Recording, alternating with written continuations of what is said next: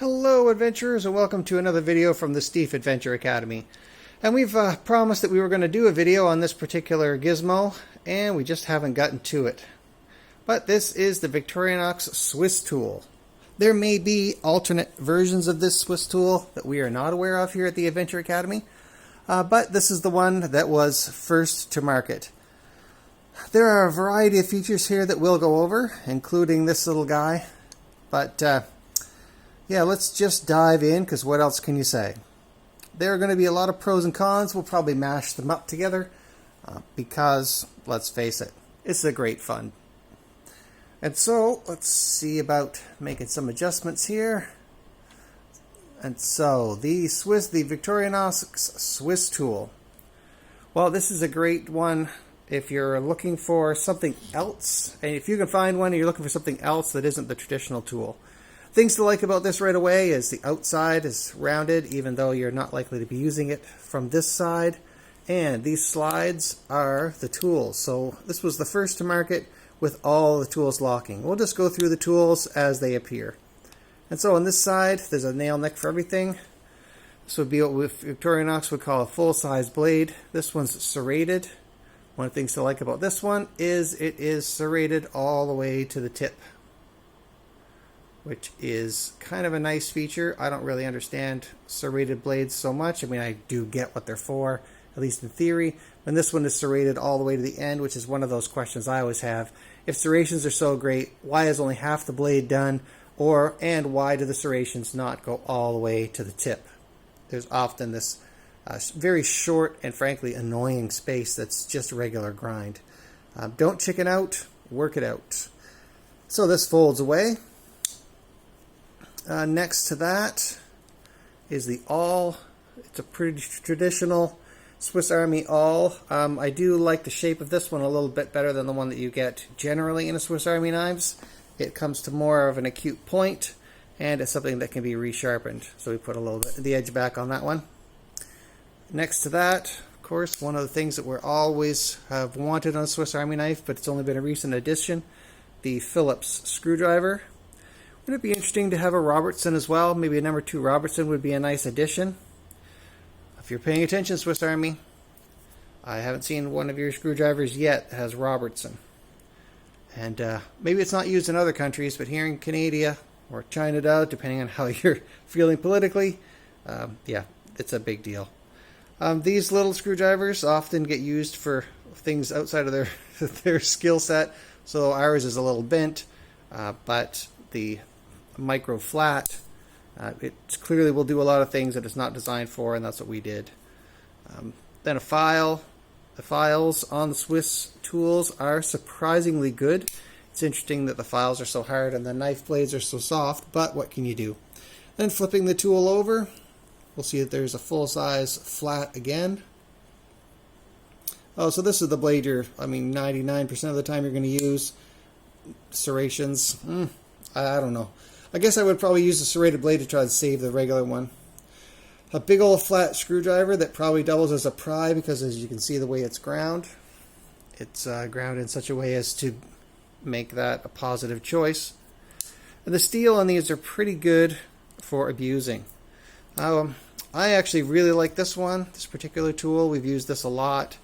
We put the chisel edge back on it so you can actually scrape. It's a little sharp. And we also put the edge back on both the V and the round serration. These are wire strippers and just kind of dragging secondary cutting tools.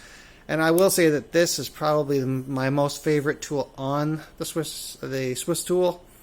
It just makes a really nice pry, and you can of course fix it up later with the sharpening stones. You just want to use it.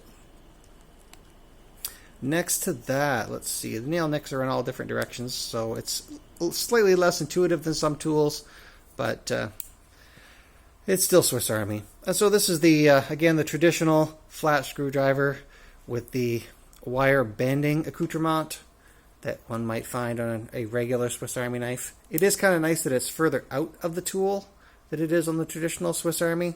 I like that because it gives you that extra ability to reach, and there's more room if you're actually using the wire bending slot to bend wire, then you can work around it. much better. That again, Swiss Army might be a way to go. The traditional can opener, what can you say? This is usually the screwdriver that gets abused, but because this screw head, the other screw head is there by itself, that one is not twisted and bent yet. And then we keep going. We find the saw. Anyone that's ever used a Swiss Army saw knows that they punch way above their weight class. Things I would change is I would likely round this off, and I may do that on this tool, just so that if you are, well, let's look at that. People often say that you can cut a branch. Oh, how big a branch can you cut? Well, they have this idea, this frankly misconception, that the branch has to fit inside of the ends of the saw.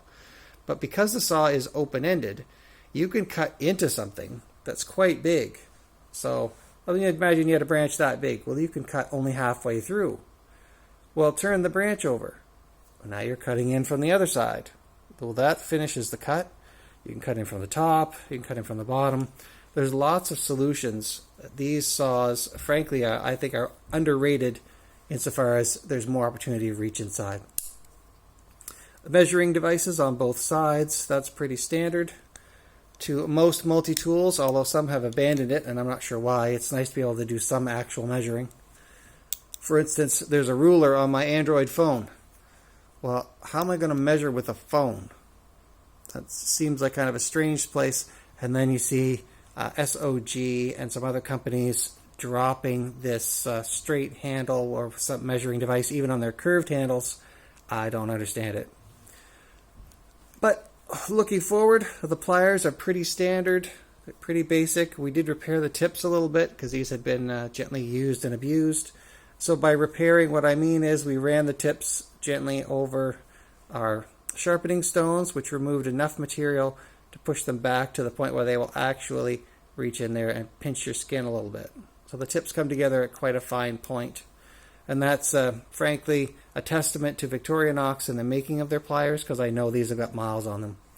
And their cutters work very well. They stand up well to regular cutting tasks, up to and including coat hanger style wire.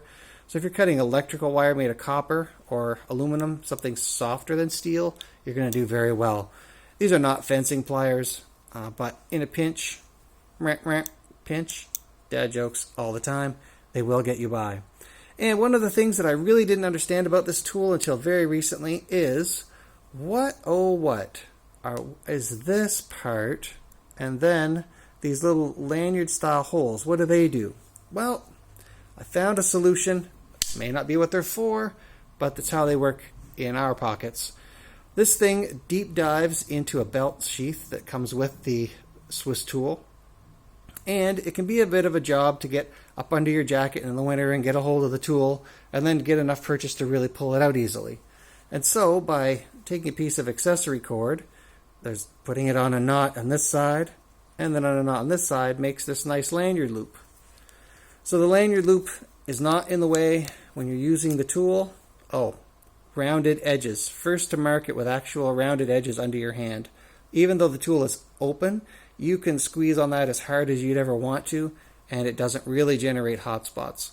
If you were going to use it all day, I mean, clearly rubberized, real pliers, dedicated pliers would be the way to go. But you can really work with these. Circling back, though, to this lanyard loop, this makes it much easier. It gets out of the way of all the tools very easily. The knife blade does come down quite close, so you probably don't want, you want to be a little careful. But this lets you pull it in and out of the scabbard quite easily.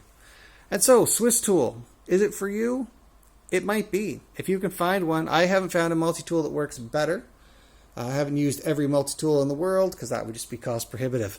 But if you want to send them to the channel, we'd be very happy to test drive any other tools and run them up against the Swiss tool to see if it's a better contender. But if you can find one and it's within your budget, I think you'd be hard-pressed to find a better multi-tool than the Victorinox Swiss tool. And with that said, on every way and on every day, we hope that you stay sharp, like this Victorinox will, and we'll see you on the next video from the Stief Adventure Academy. Bye for now.